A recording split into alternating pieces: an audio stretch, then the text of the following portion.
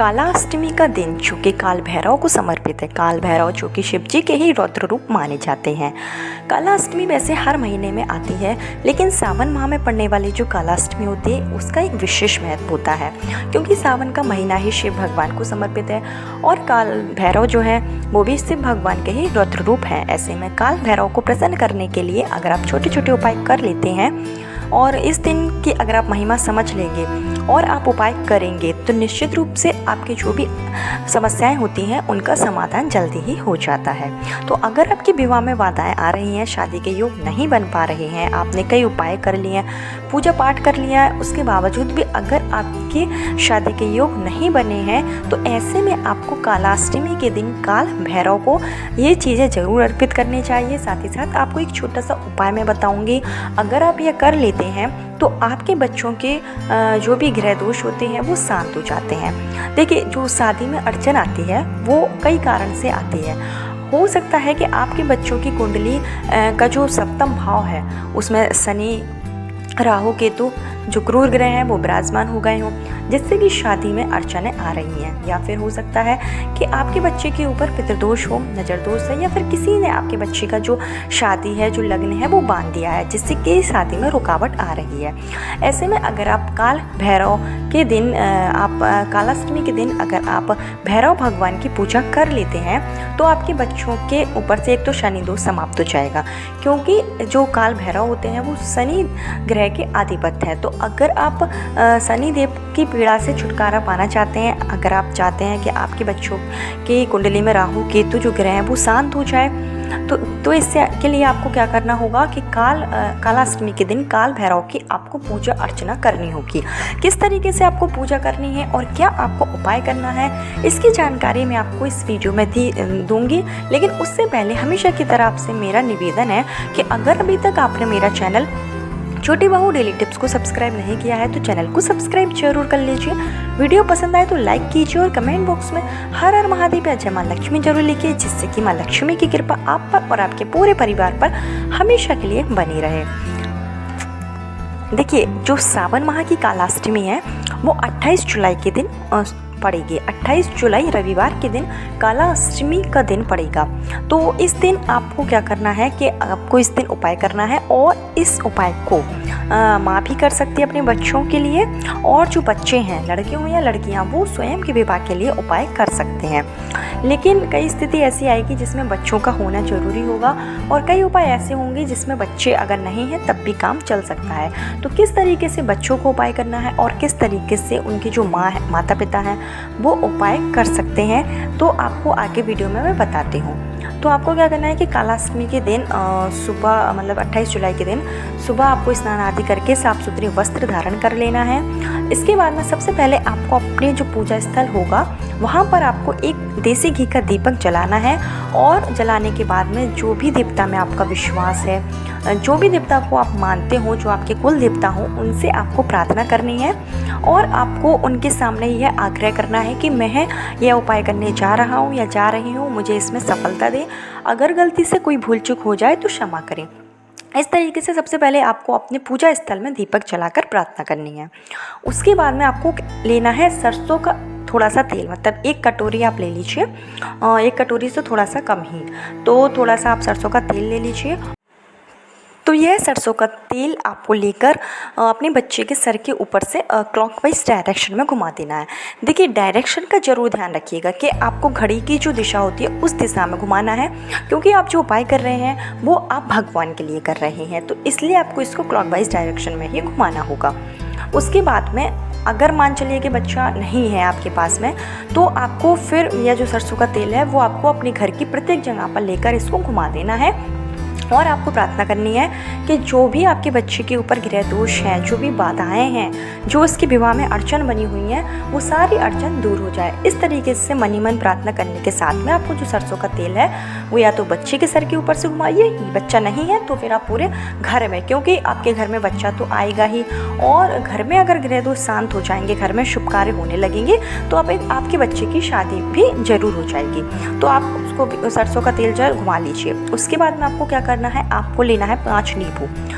जो आप 5 नींबू लेंगे, आप कोशिश यह करिएगा कि आपको जो हरे नींबू हैं, देखिए नींबू 2 तरीके के आते हैं। एक तो पीले कलर के नींबू आते हैं जो ज़्यादा पके हुए होते हैं, और एक आते हैं हरे कलर के नींबू। तो आप अगर हरे कलर के नींबू लेते हैं तो ये काफ़ी अच्छा माना जाता है। तो आपको 5 गिनती के हरे कलर के नींबू ले लेना है, और इसके बाद में आपको लेना है लाल कलर का धागा या फिर पीले कलर का धागा, जो भी आपके पास धागा मिल जाए वही धागा आपको लेना है। जो आप कपड़े सिलते हैं वो धागा आप ले सकते हैं, और सुई की सहायता से आपको जो सुई है वो नींबू में डालनी है, मतलब नींबू के अंदर आप सुई डालिएगा और आप 5 नींबू की माला बना लीजिए। अब माला जो है माँ भी बना सकती है, अगर बच्चे हैं तो बच्चों का आप हाथ लगवा लीजिए, नहीं तो माँ माला जो है वो स्वयं बना सकती है। तो 5 नींबू की माला आप बनाकर तैयार कर लीजिए। अब आपको यह करना है कि जो आपने कटोरी में सरसों का तेल अपने बच्चे के सर के ऊपर से घुमाया था, वो तेल को आपको एक आटे का दीपक बनाना है, और आटे के दीपक में आपको वो सारा तेल जो है डाल लेना है। अब दीपक आप अपने हिसाब से बनाइएगा, जैसे कि तेल थोड़ा ज़्यादा है तो आप दीपक बड़ा बना लीजिए, तेल आपका कम है तो आप दीपक जो है वो छोटा बना सकते हैं। और उस दीपक में आपको लगानी है चौमुखी बाती। चौमुखी बाती मतलब जैसे कि आपको 2 बाती लगानी है, और दोनों बाती के 2 सिरे होना चाहिए, इस तरीके से, मतलब चारों साइड से उसको जलना चाहिए। तो आपको चौमुखी बाती वाला जो है दीपक बनाकर तैयार कर लेना है। और आपने ले ली नींबू की माला, जो कि आपने 5 नींबू की बनाई है, और यह दोनों चीज़ें लेकर आपको जाना है काल भैरव के मंदिर में। तो काल भैरव के आप मंदिर में ही जाकर इस उपाय को कर सकते हैं, क्योंकि घर में भैरव जी की मूर्ति या फोटो हम लोग नहीं रखते हैं। तो आप मंदिर में जाकर इस उपाय को कर लीजिए। इसके लिए आपको काल भैरव का मंदिर, भैरव जी का मंदिर आपके घर के आसपास होगा तो आप पता कर लीजिएगा।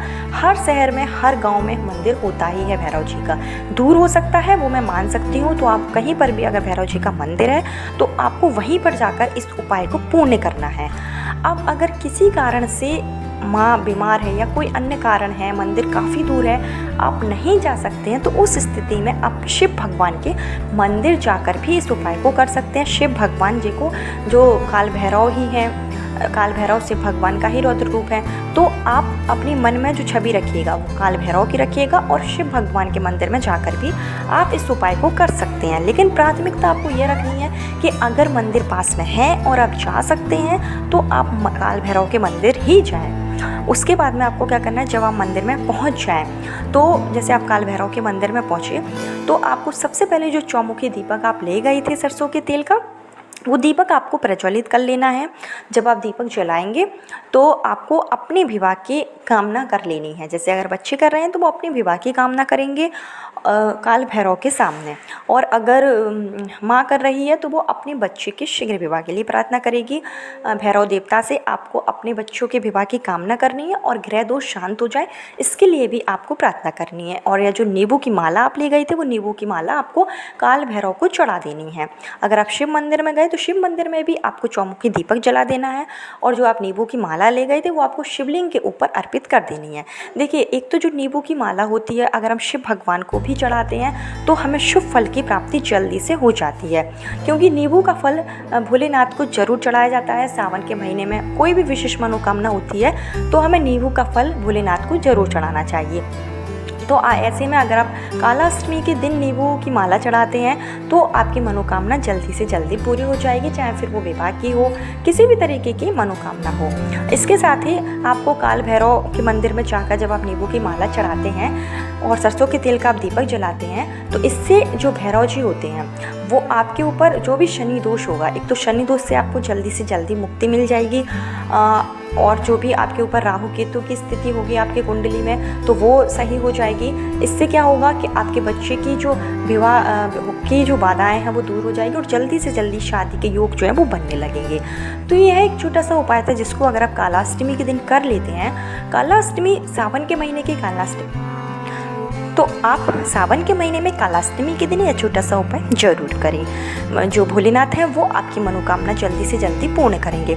इसके साथ ही आपको एक छोटा सा उपाय और करना है। कालाष्टमी के दिन आप भैरव मंदिर में जाएं तो आप या तो इमरती का भोग लगाएं या फिर आपको जो उड़द की दाल होती है, उड़द की दाल से बने पकवान आप अपने घर से ही ले जाएं, वो प्रसाद भी आप लगा सकते हैं भैरव बाबा को।